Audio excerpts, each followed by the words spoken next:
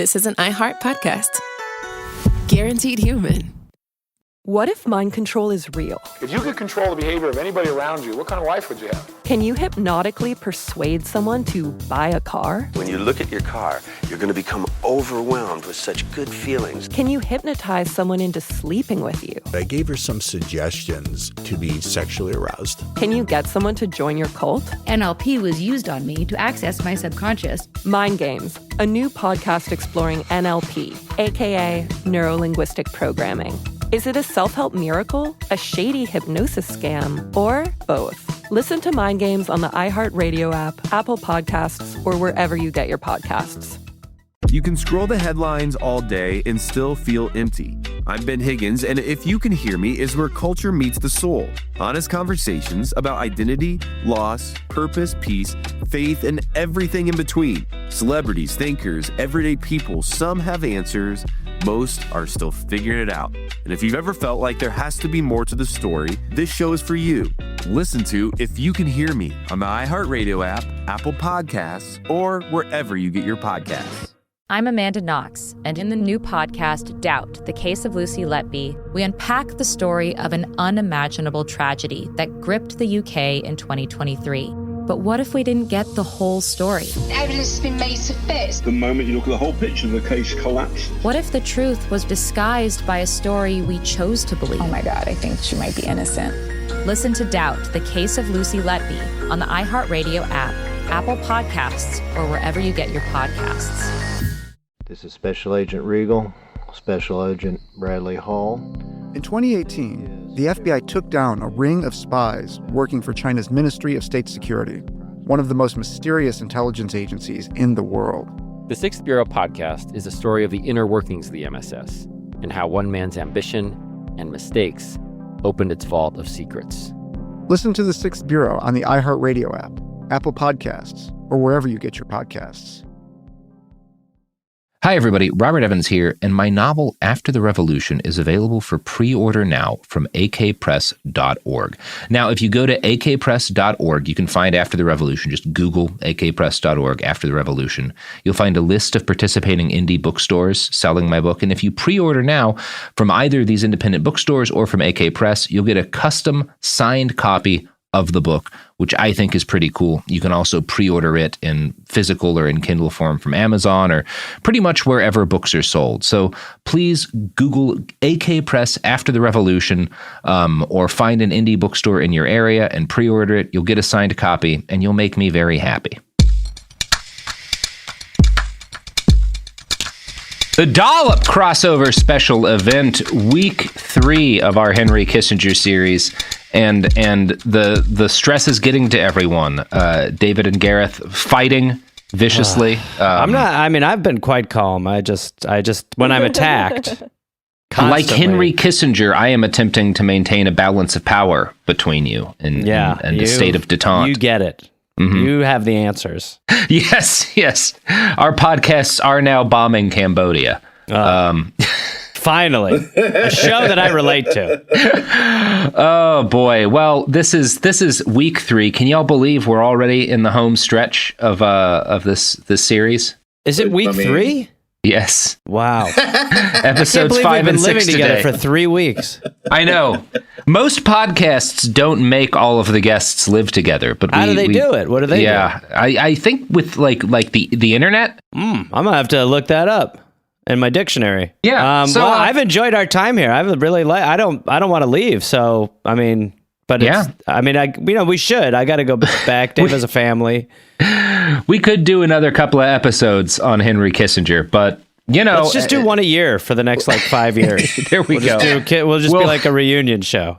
Yeah. What's Henry Kissinger up to? A revival. Yeah. There's probably more chapters coming. Yeah. Hopefully just dead soon. Hopefully dead is what he'll be up to. I don't think that ends it. Somehow I feel like that's not going to be enough. Yeah, we'll be doing the episode about how Henry Kissinger brings the army of hell back through a portal to somehow fight on both sides of the Ukrainian war. And the army of hell's been misled as to the rationale. They're like, you said that there was going to be a lot more slavery here. Guys, wait, follow me. Come with me. I'll show you where they hide the WMDs. Mm-hmm. Henry Kissinger. I should have studied Kissinger's accent before this. I totally blew it. You do have an ear for accents. It's all right. Really do. This will be so iconic that it will retroactively become Henry Kissinger's accent. Kind of like the Nazis are now British. I do one Kissinger accent. I nail one thing. Hello, governor! That's the only really good. Perfect. Wow, it's like we're there. It's like we're in the Oval Office. I am excited for what's his name? The guy who did Vice, that director. What's his fucking name? You know the movie I'm talking about, the Cheney movie. Yes, Adam McKay. When Adam McKay does his Kissinger movie in 10 more years, he'll use that accent, David. That'll be great. Dave will be on set coaching Christian Bale. Yes. You know, you're saying hello, and it's really more aloe. Like aloe vera. So, here at Behind the Bastards, and at the Dollop, which Behind the Bastards is the Kirkland brand version of, we like to ask questions that historians all too often try to ignore, namely, how did bad people in history fuck? So, what's happening? We're talking about how Kissinger boned. Are you excited for this, Dave? No, now I want to go. Can I leave? I think he wants to go to take care of himself, if you understand. You know, it is important to both cover the historical crimes of a guy like Kissinger and to get some personal color. And since we've spent 4 episodes talking about his beliefs and his acts and power, it's only fair that we now turn our fuckroscopes onto his sex life. You like this that? episode's going to have bass under it, right? Absolutely. Yeah. So I think the best way for me to start this segment is by reading a quote from a September 15th, 1971 article in the San Francisco Chronicle. As a warning, guys, there is a 30% chance this is going to give one of you a stroke. Oh, no. You mean we're going to be stroking it or actual stroke? That is impossible to say. Okay. Quote, Henry Kissinger, sex symbol of the Nixon administration. Sorry, I'm going to bite a stick. Let me bite a stick. I'm just going to bite a stick just to be safe. I'm just going to get a branch in my mouth. Steps out of his office onto a sun-drenched San Clemente terrace with a cup of black coffee and sits in a white deck chair with his legs crossed. The man The man who has pressured Moscow, drafted state-of-the-world addresses, advised the president to enter Cambodia, and paved the road to Red China, appears as something of an anachronism in his baggy, midnight blue cotton trousers, black tie shoes, bright blue unfitted blazer, blue and white striped shirt, and striped tie. What? You guys holding in so far? I mean, what? Fuck. Embedded reporter, LL Bean. What? Why? I can't imagine combining the fashion sense with the war crimes. It's so good. Because they acknowledge the war crimes and then go and talk about how he's stressed. It's like Henry could be walking down a catwalk like you'll see Henry right now in a tight white pantsuit. You can see it stuck to him. Henry also known for ruining Cambodia and Vietnam. Spin around, Hank. Continue the quote. Here comes mass murderer's sex machine. Kissinger, oh no, it's an open robe. On the back wall, you can see some victims of the Agent Orange campaign in northern Vietnam. And yes, on that Henry, seersucker. You could notice the outline of his hog in those. I don't know fancy pants brands. Otherwise, I would have finished that joke. But I'm going to finish the quote now, because by God, there's more. What are you trying to do? Seduce me? Henry will tease as he notices his visitor's hot pants. You know I like these hot pants very much. Then he'll light your cigarette, touching your hand as all continentals do, offer you a cup of coffee, and discuss trivia as readily as he would a Sino-Soviet entente. The impeccably tidy image is perfect for dealing with Alexei Kostyin or Zhou Enlai, or lecturing at Harvard, but one cannot help wonder if the movie stars mind that the ankle socks of Washington's greatest swinger are falling down, or that his wiry chestnut hair, which flashes golden in the intense white sunlight, is too close cropped to run their fingers through, or that at least 10 of his 178 pounds protrude over his thin black belt, somehow shortening his 5 feet 9 inches. But suddenly, an electric twinkle will flash through the intense blue of his eyes, and one catches an inkling of that movie star magnetism, that special quality which causes some people to call him Cuddly Kissinger. No! How is that the craziest thing that's happened so far? How is that? How did that happen? Oh my man. God, this is worse than war crimes. Yeah, this is... Oh my God. A bottom below the bottom, folks. Can we go back to just murdering hundreds of thousands of Cambodians? How did that happen? What in the fuck just went on? Is this a guy or a lady writing this? I think it's a lady. I'm certain it's a lady. Yeah. So she wants to fuck him. She wants to, or the dude wants to fuck him. Well, who wouldn't? He holds your hand when he lights your cigarette. Why did we have to talk about Kissinger's chest hair? Why indeed? Why indeed, David? Because and can we napalm it? This is what napalm's for, right? Speaking of palm, a little pomade in that hair of Henry's. This has convinced me there is a place for the B-52 bomber. In his pants. Boy, that's what Henry calls Little Hank. What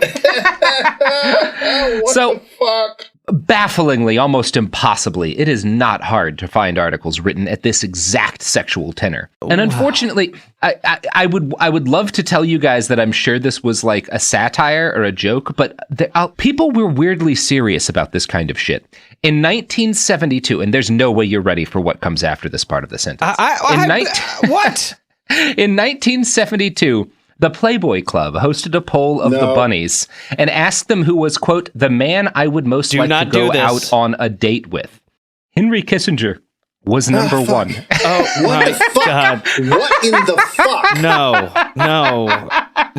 What a horrible indictment of... This is the worst indictment of America that has ever been. This is the most damning thing you can say about us right here. Boots on the ground in the Playboy Mansion. What? How is that? I can't. It's like we're in the Back to the Future Biff timeline. Well, hold on. The man who massacres hundreds of thousands knows how to fuck. That's just an old saying. Mm-hmm. That is an old saying. I want to fuck you like I fuck the people of Vietnam over.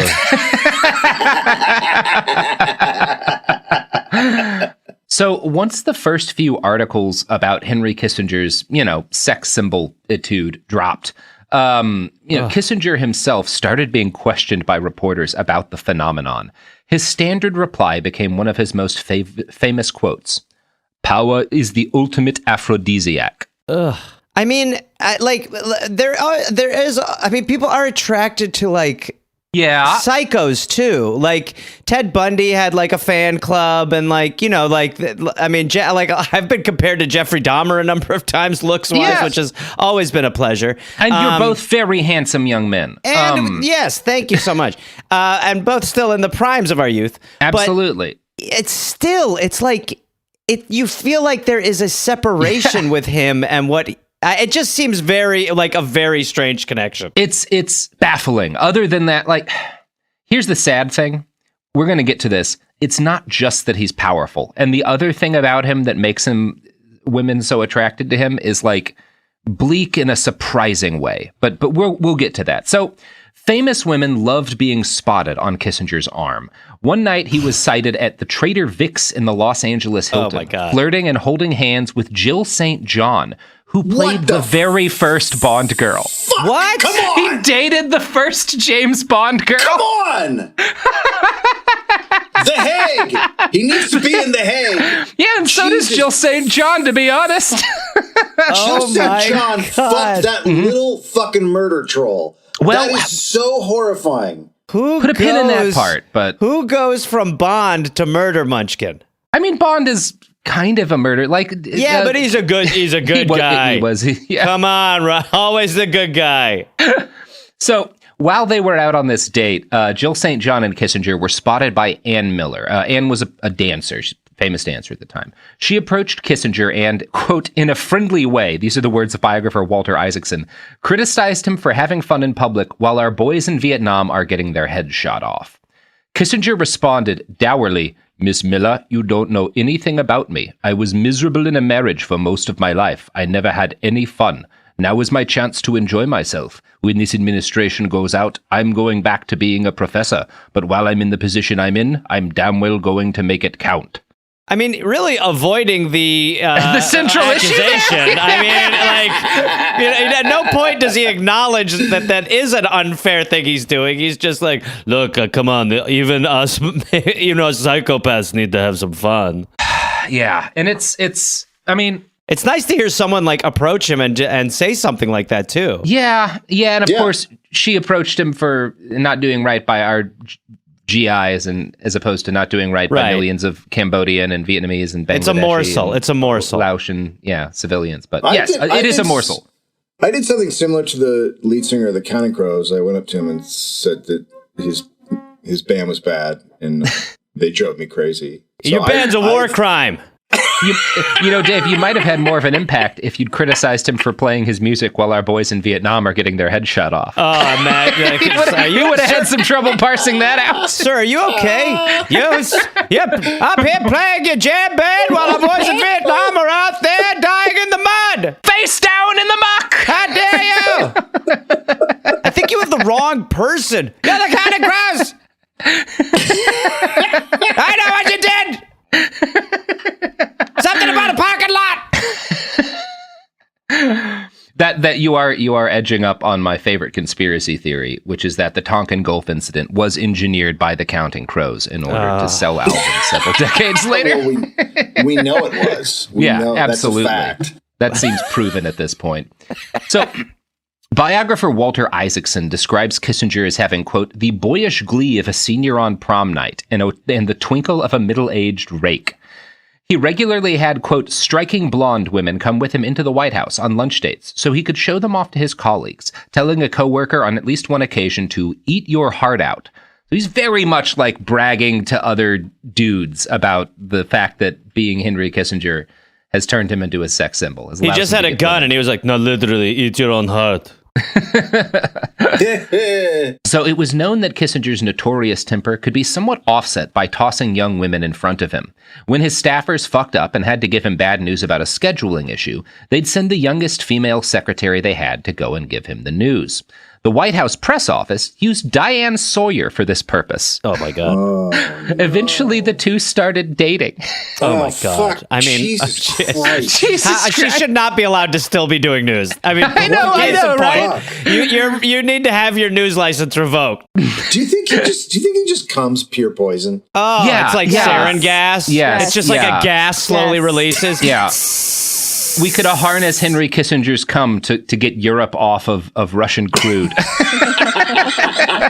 They're going to drop the Kissinger goo on us.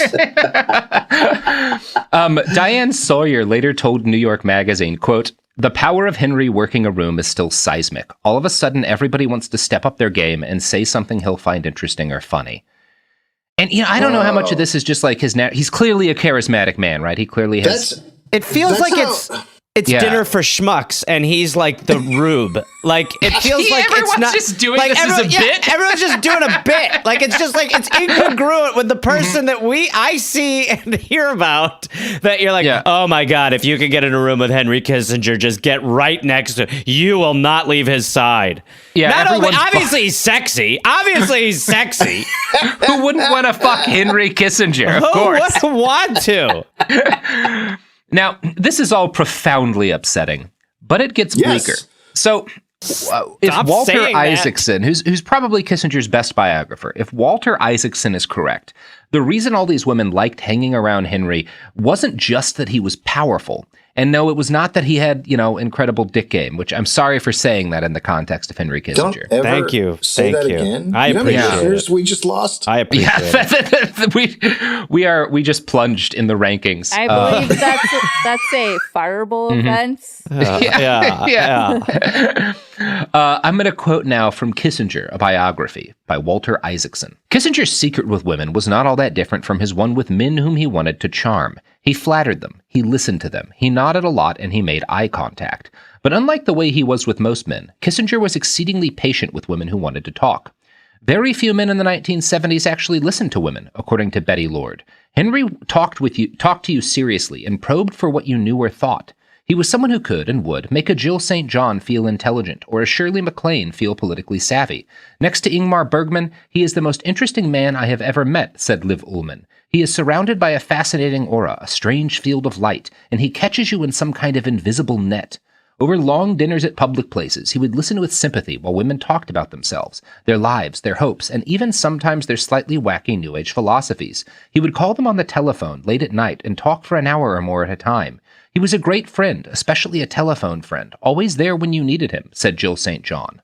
The dirty little secret about Kissinger's relationship with women was that there was no dirty little secret. He liked to go out with them, but not home with them. His fascination with affairs tended to be foreign rather than domestic. Henry's idea of being romantic was to slow down his car when he dropped you off at a date, said Hauer. He may have been, in fact, the most celibate lecher in Washington. People say, yes, he doesn't do anything with these girls, his friend Peter Peterson once remarked. Wait. Well, yeah. What the fuck is happening? So he's a little asexual I don't know man? He definitely had sex, he had relationships, he had kids.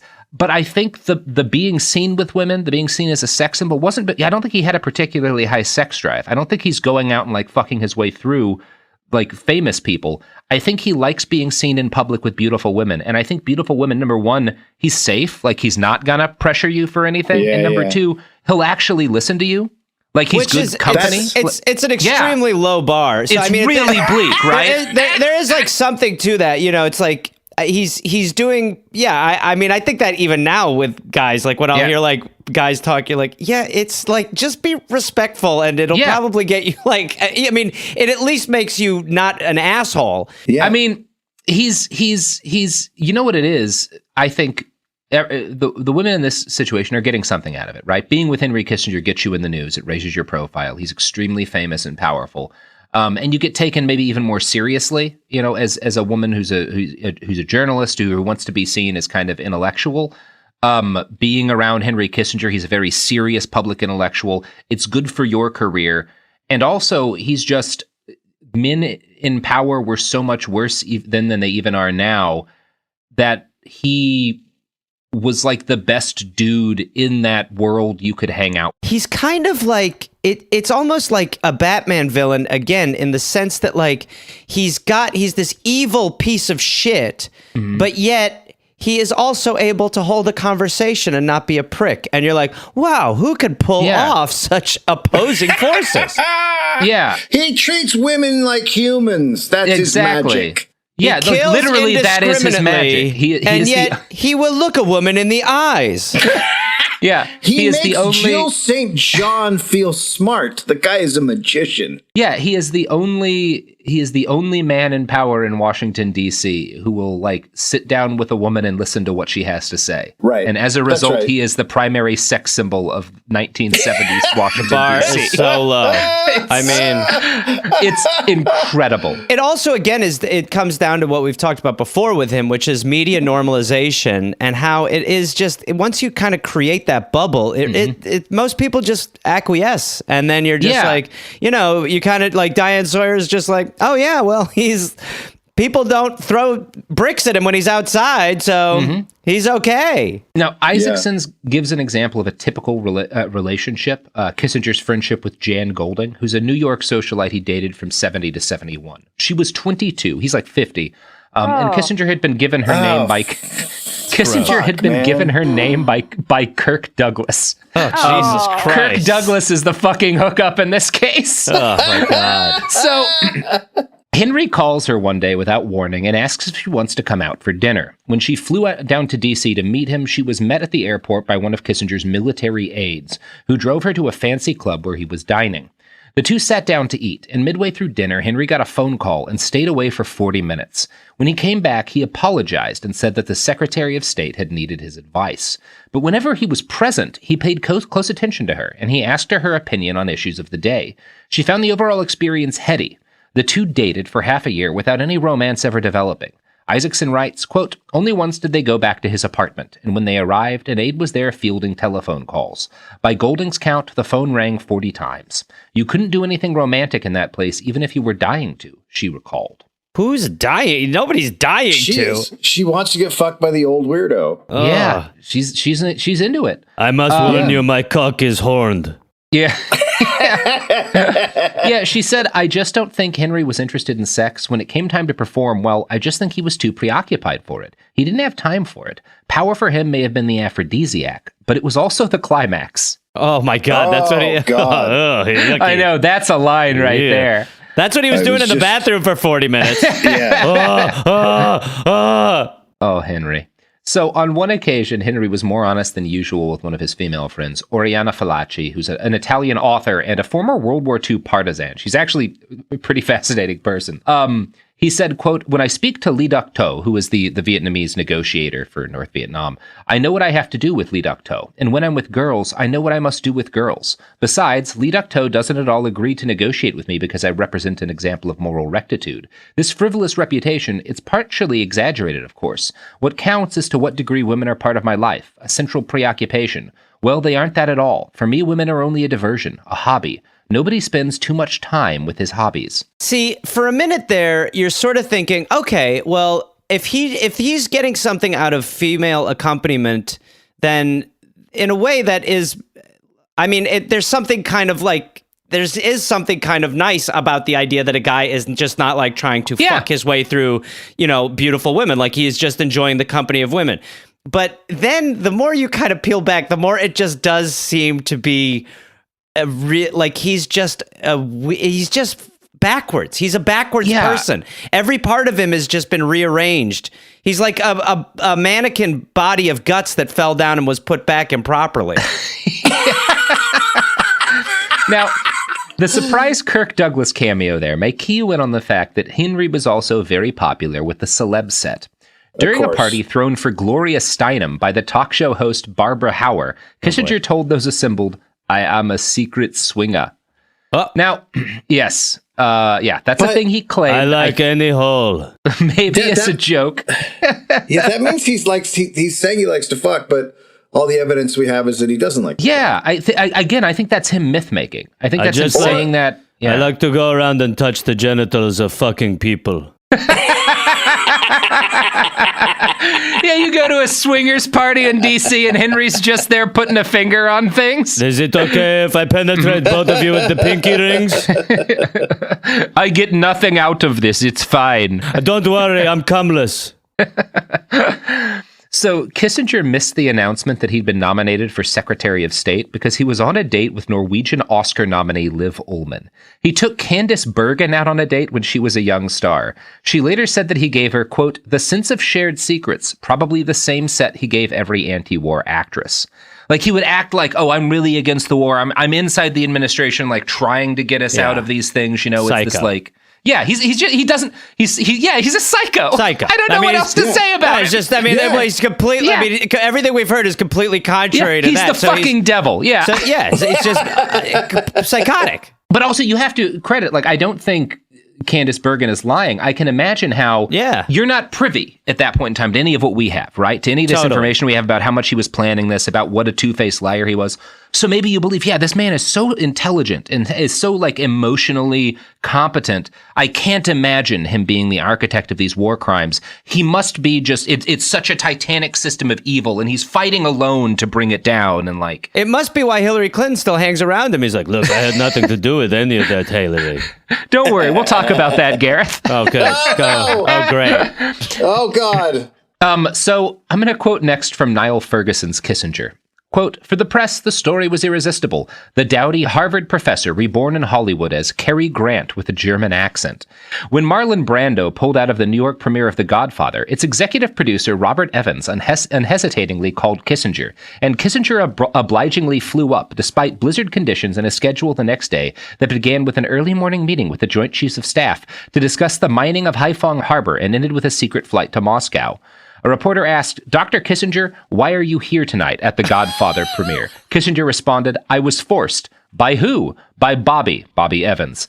Did he make you an offer you couldn't refuse? Yes. As they fought their way through the throng, Evans had Kissinger on one arm and Ali McGraw on the other. What the fuck is I know, happening? Right? Would you have called that when we started this shit? It's like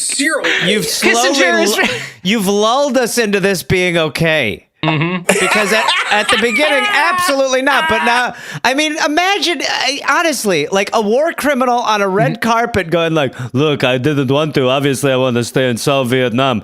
But Bobby called. Mm-hmm. You know Bobby. Oh, man. It's incredible. You know who else attended the premiere of The Godfather with producer Robert Evans and Ali McGraw. I can't wait to hear. The sponsors of this show, all deeply tied in. Well, of course they are, right? Like, they're the kind of people who get invited to hunt children on private island reserve off the coast of Indonesia, you know? I've heard it's an archipelago. Yeah. Mm-hmm. I refuse to believe that Hollywood producer Robert Evans did not hunt children for sport at least once. There's just no way. Yeah. Those glasses were just scopes. He laughed like a man who has hunted the most dangerous game. Anyway, here's ads. Hi, this is Jill Winterstein, host of the Spirit Daughter podcast, where we talk about astrology, natal charts, and how to step into your most vibrant life. And I just sat down with a Minnie Driver. The Irish traveller said when I was 16, you're going to have a terrible time with men. Actor, storyteller, and unapologetic Aquarian visionary. Aquarius is all about freedom-loving and different perspectives, and I find a lot of people with strong placements in Aquarius are misunderstood. A Sun and Venus in Aquarius in her 7th house spark her unconventional approach to partnership. He really has taught me to embrace people sleeping in different rooms, on different houses, in different places, but just an embracing of the isness of it all. If you're navigating your own transformation or just want a chart-side view into how a leading artist integrates astrology, creativity, and real life, this episode is a must listen. Listen to the Spirit Daughter podcast starting on February 24th on the iHeartRadio app, Apple Podcasts, or wherever you listen to your podcasts. What do you do when the headlines don't explain what's happening inside of you? I'm Ben Higgins, and if you can hear me is where culture meets the soul, a place for real conversation. Each episode, I sit down with people from all walks of life, celebrities, thinkers, and everyday folks, and we go deeper than the polished story. We talk about what drives us, what shapes us, and what gives us hope. We get honest about the big stuff: identity when you don't recognize yourself anymore, loss that changes you, purpose when success isn't enough, peace when your mind won't slow down, faith when it's complicated. Some guests have answers. Most are still figuring it out. If you've ever felt like there has to be more to the story, this show is for you. Listen to If You Can Hear Me on the iHeartRadio app, Apple Podcasts, or wherever you get your podcasts. China's Ministry of State Security is one of the most mysterious and powerful spy agencies in the world. But in 2017, the FBI got inside. This is Special Agent Regal, Special Agent Bradley Hall. This MSS officer has no idea the U.S. government is onto him. But the FBI has his chats, texts, emails, even his personal diary. Hear how they got it on the 6th Bureau podcast. I now have several terabytes of an MSS officer, no doubt, no question, of his life. And that's a unicorn. No one had ever seen anything like that. It was unbelievable. This is a story of the inner workings of the MSS and how one man's ambition and mistakes opened its vault of secrets. Listen to the 6th Bureau on the iHeartRadio app, Apple Podcasts, or wherever you get your podcasts. In 2023, a story gripped the UK, evoking horror and disbelief. The nurse who should have been in charge of caring for tiny babies is now the most prolific child killer in modern British history. Everyone thought they knew how it ended. A verdict, a villain, a nurse named Lucy Letby. Lucy Letby has been found guilty. But what if we didn't get the whole story? The moment you look at the whole picture, the case collapses. I'm Amanda Knox, and in the new podcast, Doubt, the Case of Lucy Letby, we follow the evidence and hear from the people that lived it to ask what really happened when the world decided who Lucy Letby was. No voicing of any skepticism or doubt. It'll cause so much harm at every single level of the British establishment of this is wrong. Listen to Doubt, the Case of Lucy Letby on the iHeartRadio app, Apple Podcasts, or wherever you get your podcasts. We're back. Now, in our Cambodia episode, I mentioned, and by the way, we're done with the sex stuff. You made it through. Wow. We did it. I ripped my sweatpants. My sweatpants half ripped. God. Please get back to the killing. Well, don't worry, in our Cambodia episode, I mentioned that the illegal bombing of Cambodia was leaked to the New York Times. And this was a big story, and it prompted Nixon to suspect that Kissinger's liberal staffers had been the ones who had done the leaking. And so after this gets leaked, Kissinger and Nixon worked together to orchestrate a wiretapping program. While Kissinger initially ran the whole program, he was actually in charge for only like a day. Nixon decided pretty quickly that he didn't trust Kissinger after all, namely because Herbert Hoover expected that Kissinger was the one leaking things. And this is because Kissinger absolutely was leaking things. Now, he was not leaking the bombing of Cambodia, right? But Kissinger had his favorite journalists that he'd leak things to. Some of them were guys he wanted to write a book about him, and so he wanted them to give him positive coverage. Some of them were like leaks in order to hurt other people in the administration, because there's just it's Nixon's, we're not getting into this enough, but Nixon's administration is just like an endless series of power struggles. Everyone is fucking over everybody else, right? Yeah, right. Like that's the Nixon administration. Right. Yeah, it's incredible. Yeah, it's really quite a tale. So yeah, Kissinger's absolutely leaking some stuff. And that said, Nixon is pretty aware of who Kissinger is leaking things to. And as Walter Isaacson writes, the real reason why he pulled Henry from overseeing the program was that the two were having one of their periodic feuds. Nixon actually made the call to pull Kissinger from the wiretapping program right before he flew to Camp David and stopped returning Kissinger's phone calls for a week. It's this thing it's like fucking 19-year-olds fighting. It's very tell him I'm not here. Yeah. They literally had just little tiffs, and they have little tiffs. They got their send him to voicemail. Put him to voicemail. There's so much petty bullshit between Kissinger and Nixon, and they're very much like, if you've ever been in a codependent relationship, the Kissinger and Nixon will seem extremely familiar, because they'll be fighting over some stupid bullshit, and then things will get bad, and they'll come together and be all collapsing at the same time as they're propping each other up. It's very funny. Look, millions die, but I'm sorry that I said that to you earlier. Well, I've been waiting for your apology. I can't stay mad at you. That's how I Who feel else will I bomb Cambodia with? Look, we have too many people to kill to stay mad at each other for this long, huh? So get over here, you piece of shit. Despite Nixon periodically being angry with him, throughout the duration of the wiretapping program, Henry Kissinger retained the ability to pretty much wiretap American citizens at command. He would submit names to the FBI, who would start a wiretap on that person. When the secret wiretapping program was leaked in 1973, and it blew up into a big congressional inquiry, Nixon took the blame, defending Kissinger by saying it was his responsibility not to control the program, but solely to furnish information to the FBI. So what they claimed is Kissinger wasn't ordering wiretaps, he was giving the FBI information on people we thought were suspicious, and they would decide to wiretap. And it's a coincidence that all he would do is hand them a name and they would immediately start the wiretap. Right. It's like he would give the garment to the bloodhound, but he wouldn't hunt the person. But he's not hunting the child. He's not looking for him. On Gopher. Yeah. So it's also, though, this might be the moment that proves Dick Nixon was actually a better person than Henry Kissinger. Because, oh, my God. Shit. Because he did, kind of take a hit for his team. Not that he wasn't responsible for the wiretapping. It's a very low bar, but you're right. Was too. Yeah. In the land of no respect, a man with 1 ounce has it all. Mm-hmm. It was like a tiny dollop, if you will, of honor from Henry Kissinger. Yeah, okay. And we just never see that, or from Nixon, and we just never see that from Kissinger.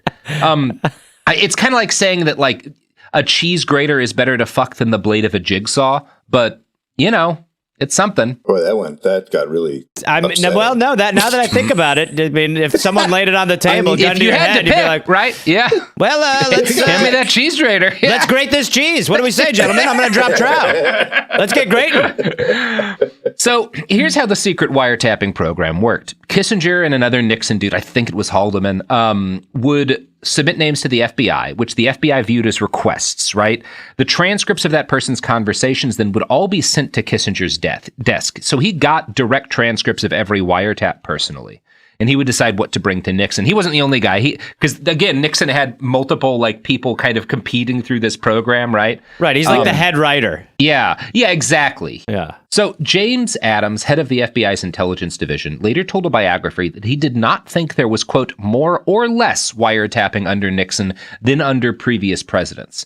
What made things unusual then was that the wiretaps Nixon and Kissinger ordered were on NSC staff, individuals that were part of the White House family, in Isaacson's words, right? Quote, in other words, previous wiretaps had mainly been on suspected spies, potentially subversive union leaders and the like. A regular program of wiretapping one's own aides was, according to Thomas Smith, another top FBI official, unprecedented. Oh my God. It's amazing. Like, that's what's amazing, right? It's like, well, no, it's not unusual to ask for this many wiretaps. Yeah. It's just normally on people that you're worried about, like, attacking the country, not people who you've hired. The FBI is like, you know, we're okay with spying on dissidents, but they made us spy on their friends and we feel gross about this. Did you see Henry Kissinger's wiretapping Nixon? Yeah. He's getting very catty. Kissinger's just asked for a wiretap on himself. Okay. I want to see what I'm up to. I don't trust myself.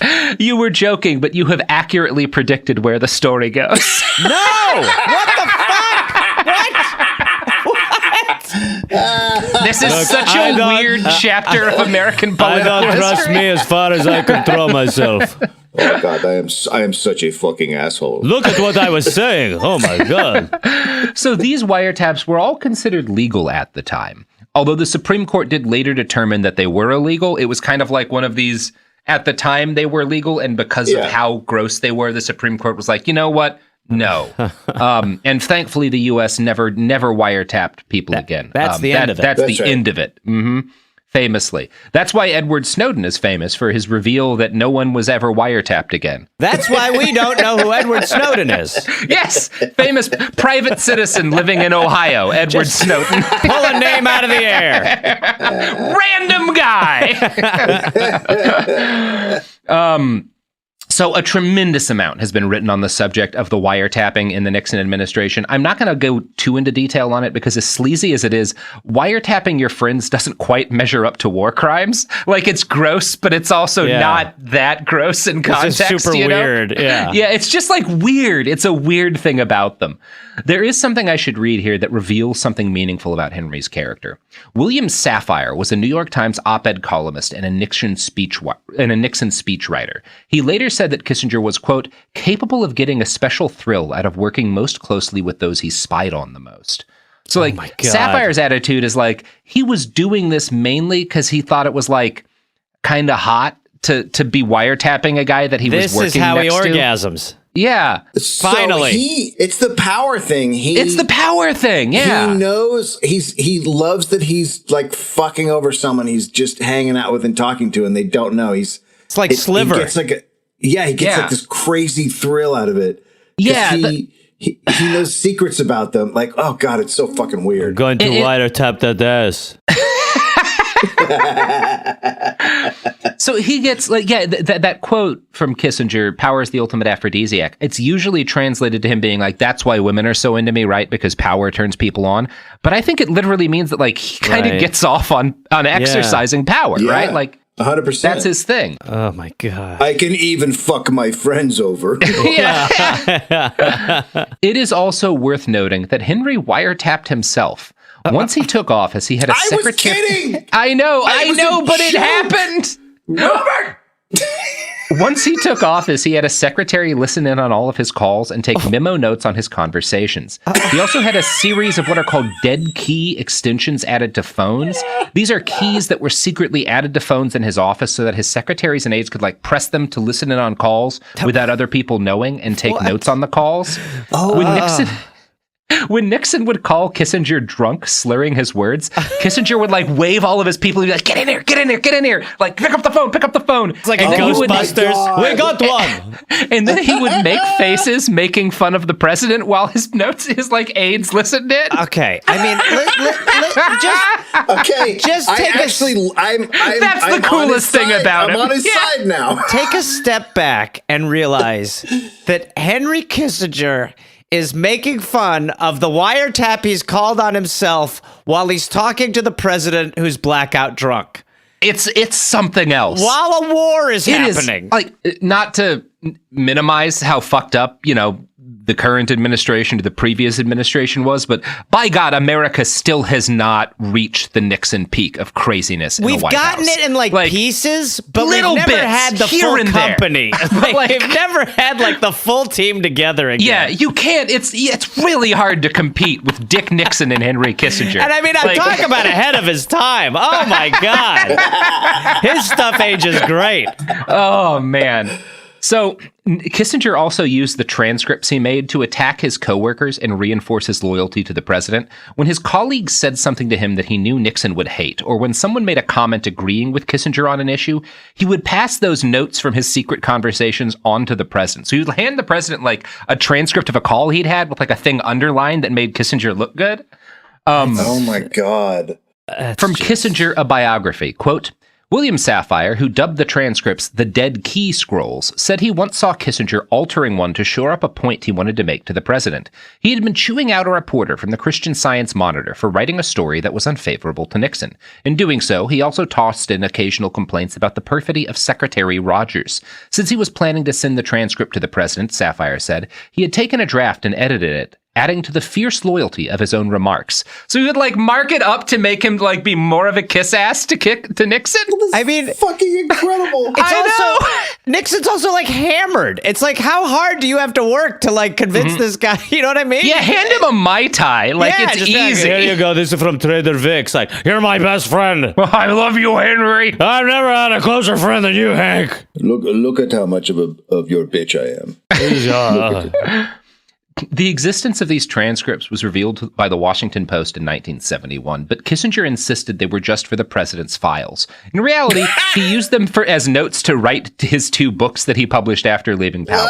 But he was canny enough to know they had damning information. So when he considered quitting the Nixon administration in 1973, he had them all shipped to a bomb shelter at Nelson Rockefeller's house. I mean, listen to what you just said. Just happened? I know, right? What you just said. I know. Every third sentence you have to write about these guys. You know, it feels like magnet fridge poetry. Yeah. Yeah, he illegally hid government files in Nelson Rockefeller's private bomb shelter. It's just like, it feels like... Rockefeller, may I use your bomb shelter for storage? I need to put my biography notes there. Of course, Henry. That's you know what I always say. My bomb shelter's yours. These are what, short stories, right? Yes. Sure. Yeah. Whatever you need to tell yourself. I need them safe in case there's a nuclear war. So, obviously, this is very illegal. And when Kissinger decided not to quit the administration, he had a military liaison send a plane to pick them up from Rockefeller's house, and then he hid them in a bomb shelter under the White House. Oh, after he left. The fuck? There's no rules for these people. Yeah. They're fucking notes. They don't need to survive the fucking nuclear holocaust. How great, though, if a bomb is incoming towards the White House and they all go there and it's just stacked with Kissinger papers. Yeah. Wow, this guy was a real piece of shit. This is awkward. I think we're all going to perish. Yeah, he's just sitting in the corner. I don't think you should read those. So after he left office, Kissinger donated the papers to the Library of Congress under the restriction that they would not be made available until he had been dead for 5 years. Well, he's been dead for 5 years. We should be able to read him now. Come on. Who makes that deal? It's not a great thing. The Library of Congress. Jesus Christ. By the way, most people do like the after I die. He wants the 5-year buffer, which sounds a little unique. Yeah. He wants time for people to get things out of the country. Yeah. I want to make sure I'm pure bone. Yeah. So Kissinger was also convinced that Nixon's chief of staff, Haldeman, had Nixon wiretapped, Kissinger was also convinced that Nixon's chief of staff, Haldeman, and Nixon had wiretapped him, which they absolutely had. So Kissinger was kind of tapping himself, but Nixon had also wiretapped Kissinger. And when he passed Haldeman in the hall, Kissinger would say, quote, "What do your taps tell you about me today?" It's almost, remember that? Like, what was it? I don't remember what it was on where Lily Tomlin was the one ringy dingy operator who keeps plugging in. Yeah. It's almost like that with wiretaps, where you're just like every wire is getting plugged and crossed. Nixon's wiretapping Kissinger, who's wiretapping himself, who's wiretapping Nixon, who's also wiretapping Haldeman, who's wiretapping Kissinger, who's also wiretapping Nixon. And that's why we know so much about not just like the crimes they committed, but like what they were saying in the meetings while they committed the crimes. Yeah. Because unbeknownst to Kissinger and to everyone else, Nixon was also wiretapping himself. Like he recorded every conversation that he had in the Oval Office in secret. Is the most that to me is like one of the most. I mean, it's why we know so much, because if you are able to, like, if Trump or if any of them, if you had the Bush tapes, like they would be fucking incredible. But it's also that Nixon recorded himself and then was like, "Okay, take them," and everyone's like, "The fuck, are you drunk?" And he's like, "I am actually. I am so drunk. My Secretary of Defense has a contingency plan in case I try to nuke everyone." Checkers. You've never been that drunk. No one has. So this was a secret until the Watergate scandal was revealed at the end of 1972. Kissinger was warned about this, that like the Watergate story was about to break 2 months ahead of time, and he was horrified by the implications. Namely by the things we've already gone over at length, that he was on tape in these records, agreeing and encouraging with Nixon's bigotry and his copious racial slurs. So like Kissinger is not involved in Watergate, so he's like, I'm not worried about that. I'm worried that everyone's going to know that I was like egging Nixon's bigotry on in order to kiss his ass. Amazing for him to be horrified. Like, of all the things he's done, like, for this to be like, it's always like the weirdest thing, but it's like for him to be like, this could really damage my credibility. It's like, people might think poorly of me. Yeah. When he was asked about this later, about like encouraging Nixon's bigotry, Kissinger explained that the things he'd said to Nixon were based on, quote, the needs of the moment, rather than to, quote, stand the test of deferred scrutiny, which was a nice way of saying I'm only racist around racists. In one of the most impressive feats of mental gymnastics in political history, Kissinger actually argued that his egging Nixon on was meant to protect the American people. Quote, he was so much in need of succor, so totally alone. Our national security depended so much on his functioning. It's called Yes And, okay? He was Chicago school. It's called the Improv Olympic, pal. I mean, to be able to get away with that argument, it just should not be allowed. Yeah. Now, speaking of Nixon's functioning, it's probably time to talk a little more about Watergate. As previously covered, in 1971, Nixon and his team, including Kissinger, hired a goon squad of ex-FBI and CIA agents called the Plumbers and asked them to investigate the leak of the Pentagon Papers. These guys broke into the office of Daniel Ellsberg. That's the guy who leaked the Pentagon Papers. He was a Department of Defense employee. They break into the office of his psychiatrist to try and steal records to smear him.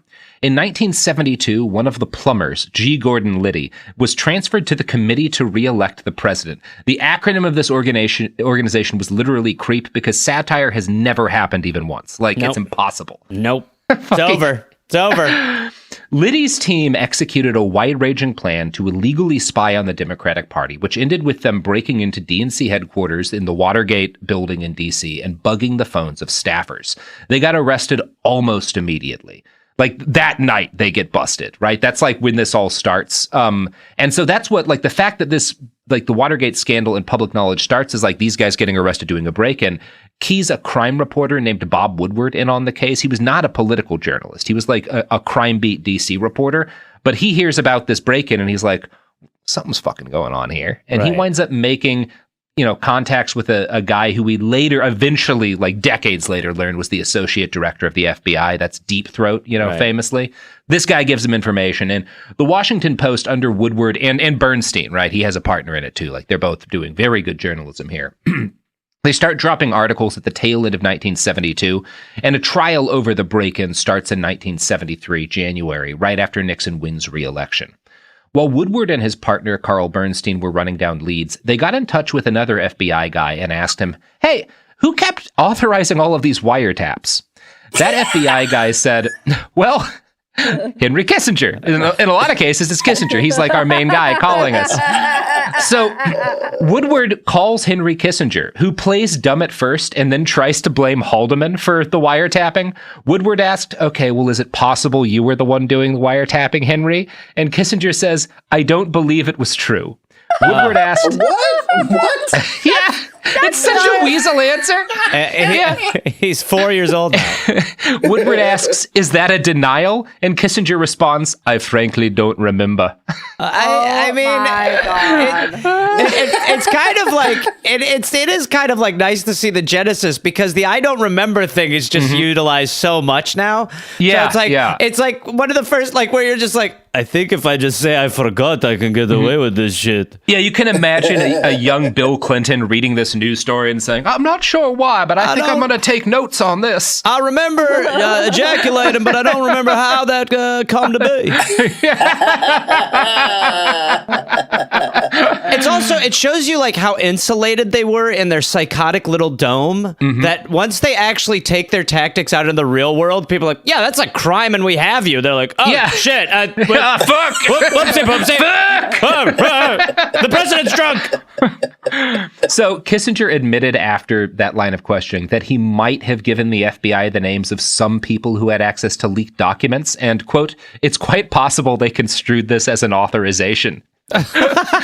So once he makes this admission to Woodward, Henry starts to get looser, and he talks about how he figured he probably should take responsibility for the wiretapping, and then he realized almost immediately, like, oh shit, I fucked up, and he asks Bob Woodward, you aren't quoting me, right? Like, he's like, this isn't on the record, is it? That's how it works too, right? You put it on the record and then you're like, that's off record, right?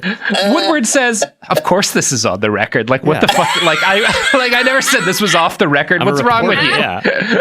Kissinger insisted, well, I was only speaking on background. Quote, I've tried to be honest and now you're going to penalize me. In 5 years in Washington, I've never been trapped into talking like this. If a journalist calls you and asks you questions as the Secretary of State. You're calling us BFF, right? You just wanted to chat, right? We're just going to chew the fat for a while, I thought. How are you? What crimes have you committed, Bob?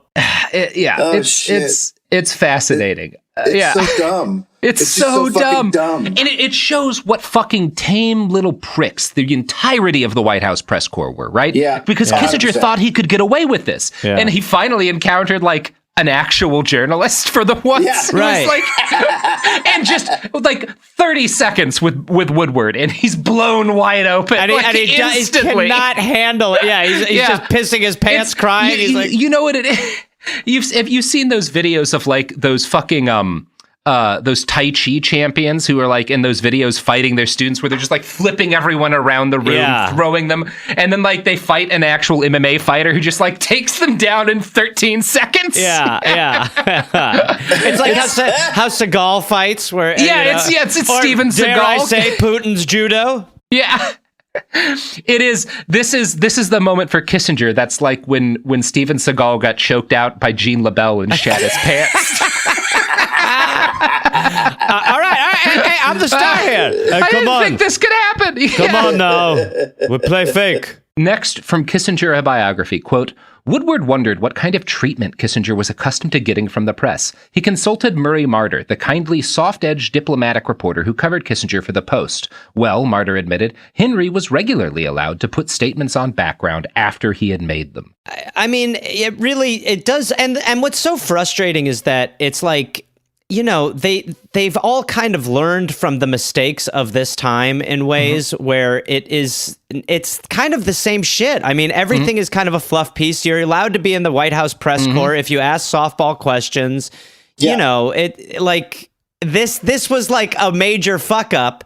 And they all were like, well, the lesson we've learned here is don't let good reporters around you. Yeah, don't let journalists exist. Yeah. It's one of those, God, there's so much going on here.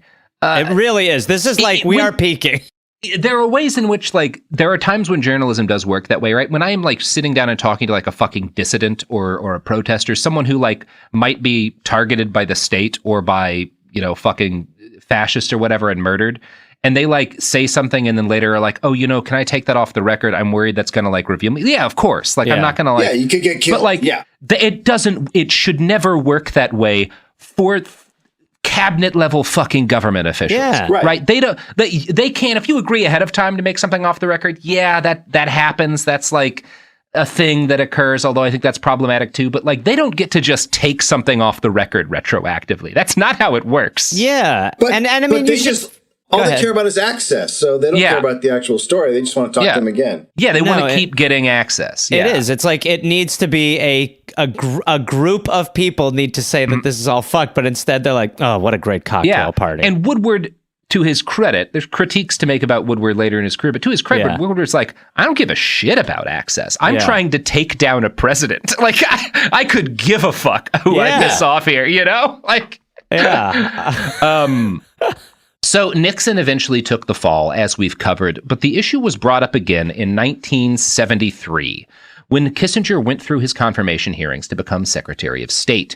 We don't need to cover the politicking he did to secure that job, but I should note all the fallout over wiretapping and the disaster in Cambodia didn't do shit to reduce Henry's popularity at home. In 1972, he had ranked 4th on the list of most admired Americans. In 1973, he was number 1, largely because Harry Truman had died. Which is also pretty bleak. What the fuck? Yeah, baby. We are, and that's when you're like, we deserve it. I mean, if you are that incapable of deciphering reality from fiction, to some extent, you want to be taken advantage of. Yeah. You're the rube who opens the door to the vacuum cleaner salesman. Yeah, pour some dirt on my floor. I want to see how this thing sucks. You need my social security number, of course. Okay, and you promise I get $500,000 in the mail. Okay. So one congressman proposed a constitutional amendment to allow foreign-born citizens to run for president because of like how much he liked fucking Kissinger. I don't like Henry received a figure at Madame Tussauds Wax Museum in London, which quickly became the star attraction. Miss Universe pageant contestants voted him, quote, the greatest person in the world today. Is it possible that we just put a heart in the Madame Tussauds figure and melted it, and that's what's walking around now? Yeah, But we just left it in the sun for a week. Like, you bring up the media, like, this is just so, like, they just normalize monsters. They act like monsters are great people. Yeah. And people don't actually hear the fucking heinous shit that they're doing. No. And they just hear he's a smart guy, but it's... Because that's what matters. Said so. He can, like, quote smart dead people that you haven't read, but you know they're smart because their name sounds vaguely familiar. And so you're like, well, this guy's read all these smart dudes. He must be a good guy. Because smart people don't do bad things. Well, and smart people don't like go out with reporters and, it would just be like, look at Frankenstein at the Playboy Mansion. Gosh, he's got those bolts on his neck and the girls love to twirl him. So it is perhaps not surprising, even though the Watergate scandal had built to a fever pitch by 73, that Henry Kissinger was a shoo-in to be appointed as Secretary of State. On the day of his first congressional confirmation hearings, someone in the press asked, do you prefer to be called Mr. Secretary or Dr. Secretary? He replied, I do not stand on protocol. If you just call me Excellency, it will be okay. Excuse me? Pardon? And again, as a journalist, the proper response to that is to throw your handheld recorder at his face. Like, try to take a chair to his nose like they did to Geraldo. Break his face. Oh, I'm not hung up on titles. You can just bow and call me Your Majesty.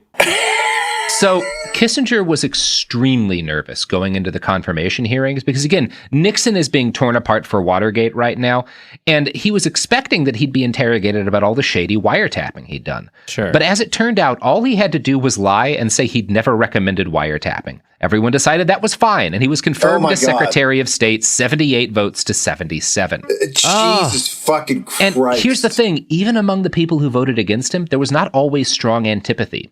George McGovern voted against confirming him, but he called Kissinger afterwards to privately endorse him. To be like, hey, publicly, I gotta pretend I don't like you, but like, we're cool, right, bro? And don't worry, someday I'll be the president, and I got my eye on you, Henry. Yeah, I mean, honestly, that might have happened. Yeah, probably. So when he was sworn in on September 21st, 1973, a family friend presented Kissinger with a copy of the Old Testament that had been published in Firth in 1801 for him to be sworn in on. Kissinger decided instead to use Nixon's copy of the King James Bible. They just open it. It's a bottle of bourbon. Oh, sorry. That's actually it's just a bottle of liquor. Whoopsie poopsie. Let's use that other one. Let's use that Firth one.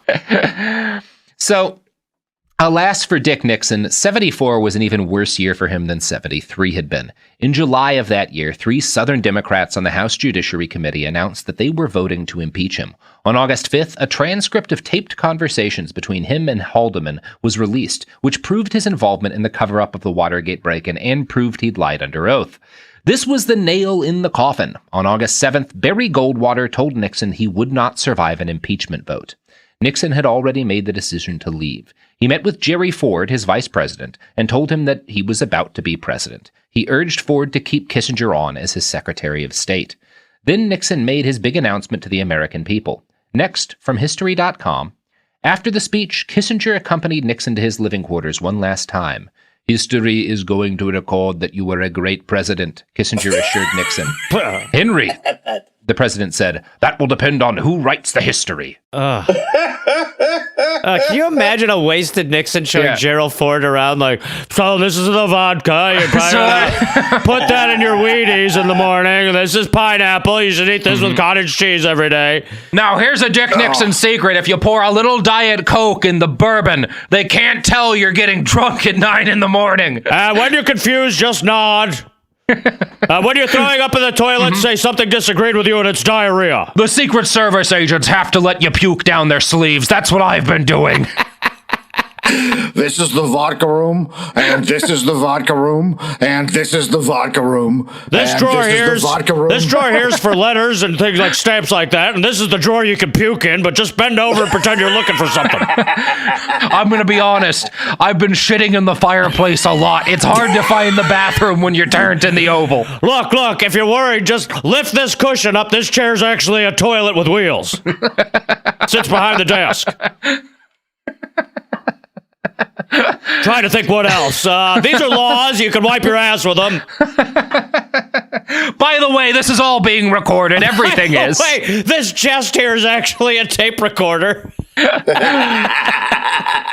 Kissinger's sorrow over his boss stepping down was sopped somewhat by the fact that, right around the same time, he'd succeeded in overthrowing an actual democratically elected leader. Oh, good. Dr. Salvador Allende.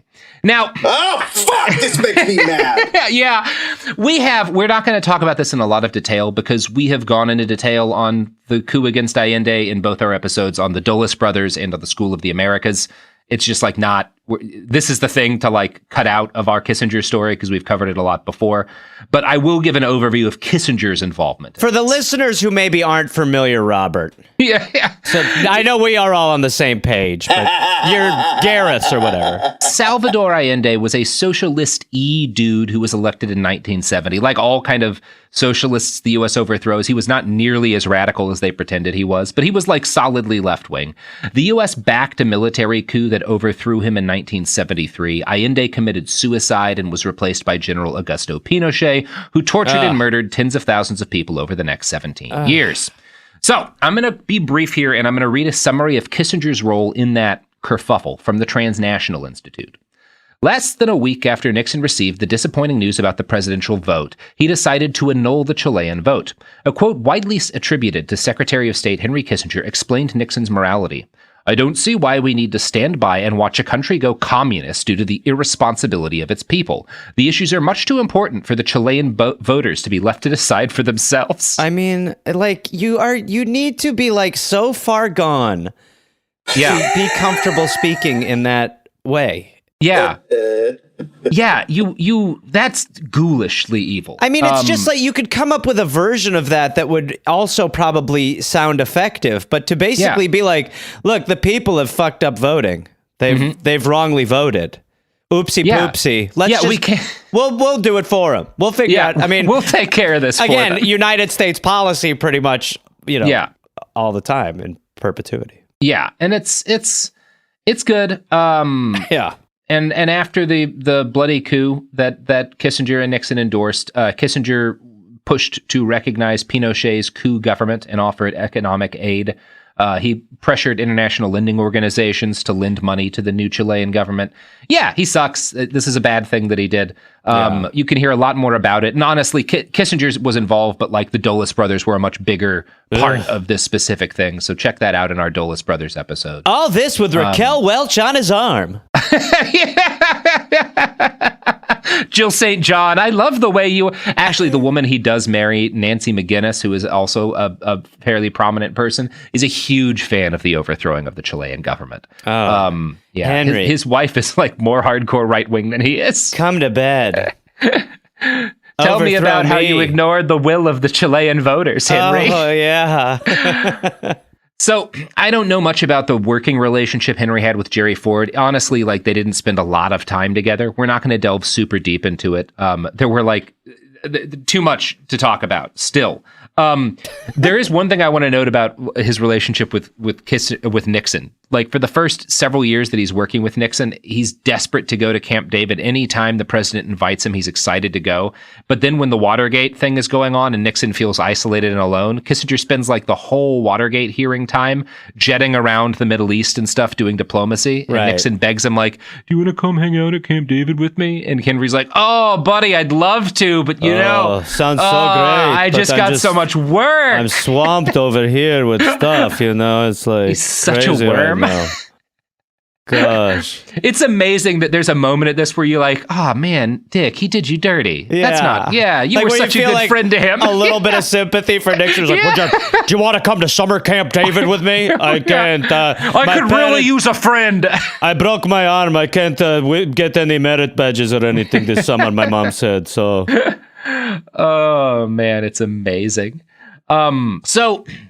Yeah, there's so much to talk about. I will tell you, I will note that one of the first things that Henry did as Secretary of State for President Ford was to deliberately enable another genocide, which put him just one genocide away from earning a free coffee at the Pentagon Starbucks. Oh my gosh, so close. I know.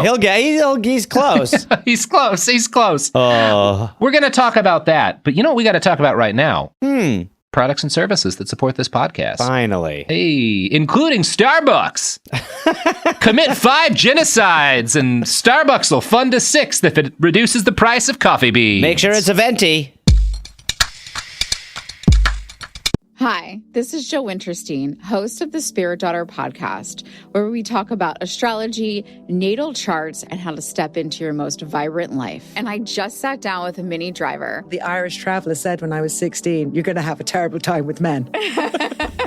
Actor, storyteller, and unapologetic Aquarian visionary. Aquarius is all about freedom loving and different perspectives. And I find a lot of people with strong placements in Aquarius are misunderstood. A Sun and Venus in Aquarius in her 7th house spark her unconventional approach to partnership. He really has taught me to embrace people sleeping in different rooms, on different houses, in different places, but just an embracing of the isness of it all. If you're navigating your own transformation or just want a chart-side view into how a leading artist integrates astrology, creativity, and real life, this episode is a must listen. Listen to the Spirit Daughter podcast starting on February 24th on the iHeartRadio app, Apple Podcasts, or wherever you listen to your podcasts. What do you do when the headlines don't explain what's happening inside of you? I'm Ben Higgins, and If You Can Hear Me is where culture meets the soul, a place for real conversation. Each episode, I sit down with people from all walks of life, celebrities, thinkers, and everyday folks, and we go deeper than the polished story. We talk about what drives us, what shapes us, and what gives us hope. We get honest about the big stuff: identity when you don't recognize yourself anymore, loss that changes you, purpose when success isn't enough, peace when your mind won't slow down, faith when it's complicated. Some guests have answers. Most are still figuring it out. If you've ever felt like there has to be more to the story, this show is for you. Listen to If You Can Hear Me on the iHeartRadio app, Apple Podcasts, or wherever you get your podcasts. In 2023, a story gripped the UK, evoking horror, and disbelief. The nurse who should have been in charge of caring for tiny babies is now the most prolific child killer in modern British history. Everyone thought they knew how it ended. A verdict, a villain, a nurse named Lucy Letby. Lucy Letby has been found guilty. But what if we didn't get the whole story?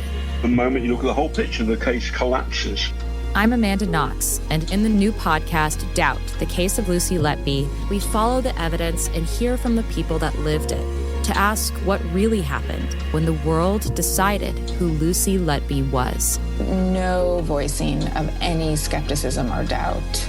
It'll cause so much harm at every single level of the British establishment of this is wrong. Listen to Doubt, the Case of Lucy Letby on the iHeartRadio app, Apple Podcasts, or wherever you get your podcasts. China's Ministry of State Security is one of the most mysterious and powerful spy agencies in the world. But in 2017, the FBI got inside. This is Special Agent Regal, Special Agent Bradley Hall.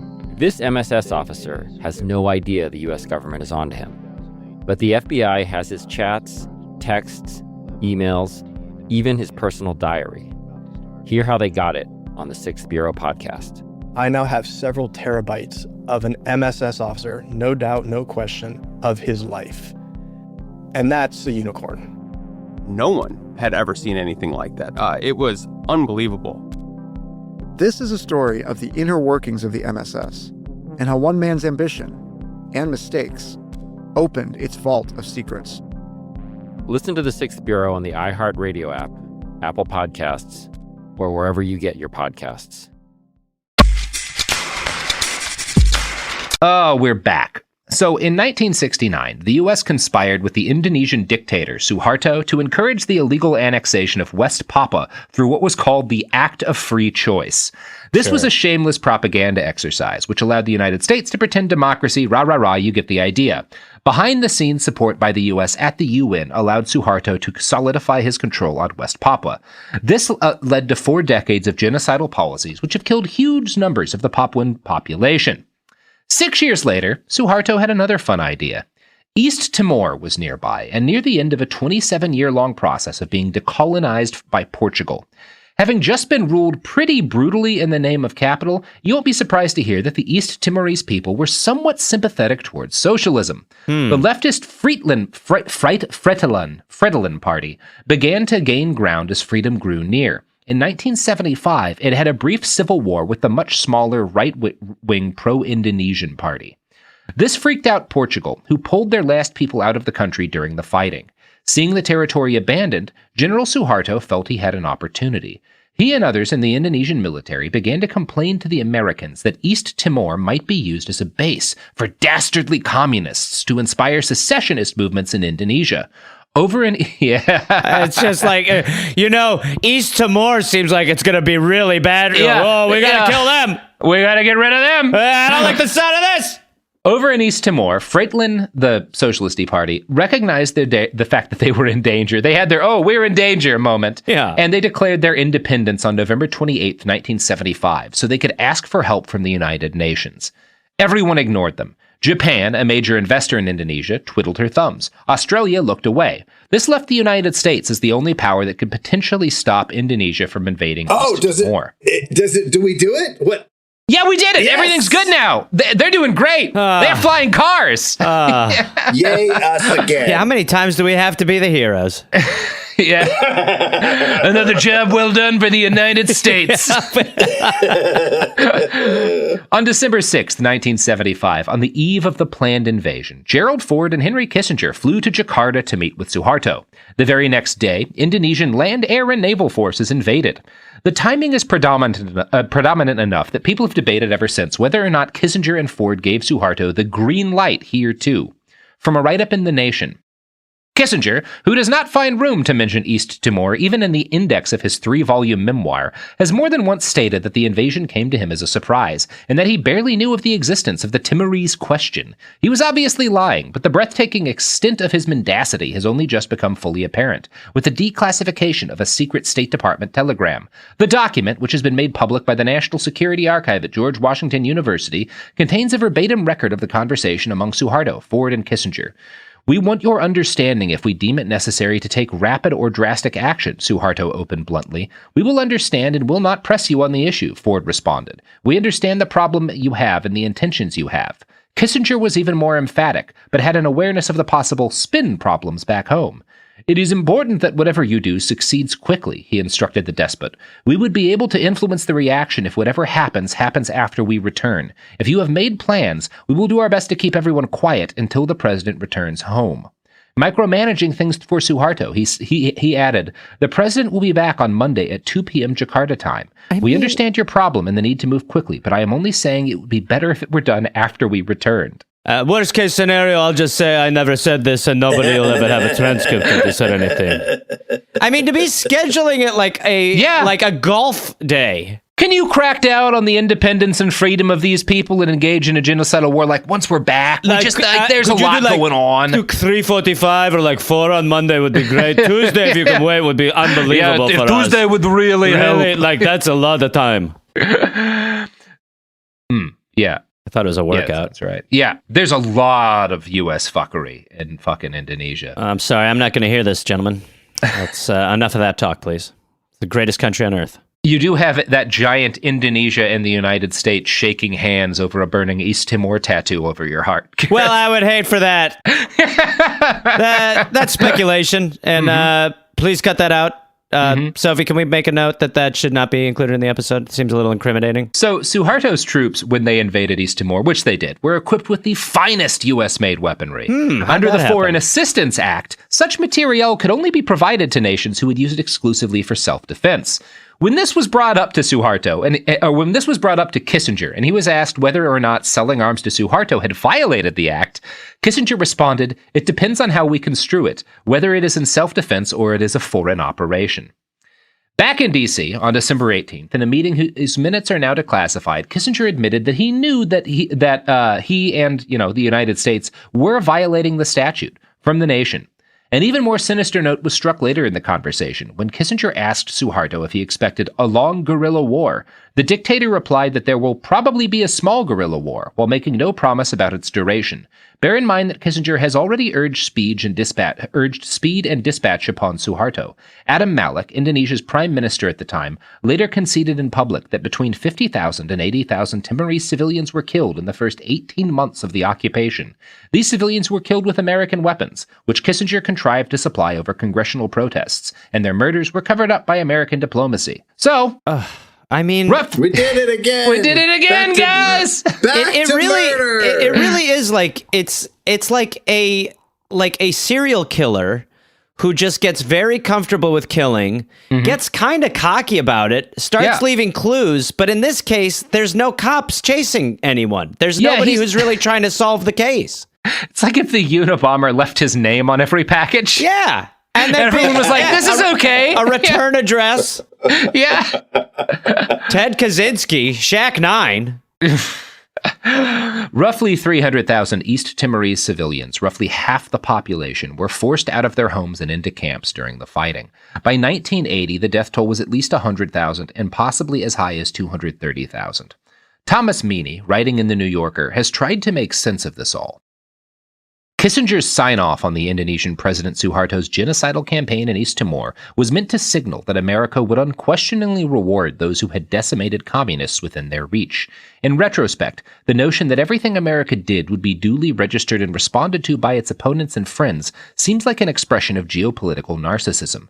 At the time, the 33-year-old Senator Joe Biden accused Kissinger at a Senate hearing of trying to promulgate a global Monroe Doctrine. That Kissinger is that guy to where repeatedly terrible people will be like, well, you're in the right here, but only because you're talking about Henry Kissinger. Yeah, right. I mean, he's like, it's like... In the next episode, we're going to have a moment where the CIA is a voice of reason to give you an idea of where things go. And how many people have to be the voice of reason? I mean, it just is like, he's like cocky. I mean, it's just, they're just no shit's given. At this point to have no, I mean, it's not like he's had a soul throughout all of this, but you would think that once you have a soul for such a long period of time, you would start to notice the absence of a soul and at least start to act like you had a soul. Well, good news, Gareth. Nothing like that ever happens. Oh, fucking great. Yeah, Awesome. we're gonna have fun in episode 6. But now it's time to just chill out. Have a drink, just a nice sip of the blood of, I don't know, East Timorese dissidents, and go watch the Theranos documentary. To see Henry Kissinger get cooked by a fucking grifter. You need only like, I forget who said it, but that's true. That's our hero. Mm-hmm. She's our hero. Yeah. This psycho who was like, "Hey, yeah, we can do this with your blood at Walgreens," because she got Henry Kissinger involved, and it's not like he's not a genius. There's just not a lot of genius it takes to just be awful and indiscriminate. Yeah, he's just like the best war networker of all time. Yeah. And here's the thing. Episode 6, we're going to talk about his political downfall, because he does get his comeuppance, but it's from people who suck maybe even worse, at least as bad as he does. And so there's no satisfaction in it. Like, of course. And it's like if Hitler had gotten assassinated by Hitler too, who had then like expanded the Well, and it's also by people who are like, they're there because of him. Like like he had to walk so they could run. Yes, exactly. Yes, there's someone needs to paint a picture of like Henry Kissinger, like kind of on the bow of the Titanic, holding up Dick Cheney with his arms spread wide. Oh, that feels nice. That feels real nice, Henry. You love your form. Mm-hmm. Let me paint you. Kissinger walked so that Donald Rumsfeld could stagger. Yes. But that's gonna be part 6. Wow. Until then, Dave. What? Gareth, you got any pluggables to plug? I want to drink like Nixon. Yeah. We again look at what capitalism gets Australia, us. We will be invading the shores of Australia, searching for their WMDs, which we believe are north, south, east, and west. Mm-hmm. You can go to dolloppodcast.com. And I'll be also doing stand-up when we're there, and you can go to GarethReynolds.com for those stand-up dates. And we're also touring America this summer. We're touring the best country on earth this summer. And you can go to dolloppodcast.com for all that information. Now, I should note here, y'all, that you guys have an ongoing argument over whether or not Gare is an appropriate nickname for you, Gareth. And I felt like maybe we could bring in a negotiator to help us deal with this question. Sure. So I'd like to introduce to the call Dr. Henry Kissinger. Oh my God! This is. I'm sorry I said all those horrible things. Gary's a fine name. I think Gary works great. You look like a Gary a little bit. Mm-hmm. He's got his nice shorts on. He's got those nut huggers. Mm-hmm. You can see the outline. You can see the whole bread basket. Looks like a baby bird in a nest now, but it becomes a python when war starts. They should call me Dick, shouldn't they, Dick Nixon? Once the bombs hit the soil, I'll rip these babies. I really hope people stop listening at this point. I so desperately. I stopped listening and I'm talking. All right, everybody. All right. We'll see you on Thursday. Hi, everybody. Robert Evans here, and my novel After the Revolution is available for pre-order now from akpress.org. Now, if you go to akpress.org, you can find After the Revolution. Just Google akpress.org, After the Revolution. You'll find a list of participating indie bookstores selling my book, and if you pre-order now from either of these independent bookstores or from AK Press, you'll get a custom signed copy of the book, which I think is pretty cool. You can also pre-order it in physical or in Kindle form from Amazon or pretty much wherever books are sold. So please Google AK Press After the Revolution or find an indie bookstore in your area and pre-order it. You'll get a signed copy and you'll make me very happy. What if mind control is real? If you could control the behavior of anybody around you, what kind of life would you have? Can you hypnotically persuade someone to buy a car? When you look at your car, you're going to become overwhelmed with such good feelings. Can you hypnotize someone into sleeping with you? I gave her some suggestions to be sexually aroused. Can you get someone to join your cult? NLP was used on me to access my subconscious. Mind Games, a new podcast exploring NLP, aka neuro-linguistic programming. Is it a self-help miracle, a shady hypnosis scam, or both? Listen to Mind Games on the iHeartRadio app, Apple Podcasts, or wherever you get your podcasts. You can scroll the headlines all day and still feel empty. I'm Ben Higgins, and If You Can Hear Me is where culture meets the soul. Honest conversations about identity, loss, purpose, peace, faith, and everything in between. Celebrities, thinkers, everyday people, some have answers, most are still figuring it out. And if you've ever felt like there has to be more to the story, this show is for you. Listen to If You Can Hear Me on the iHeartRadio app, Apple Podcasts, or wherever you get your podcasts.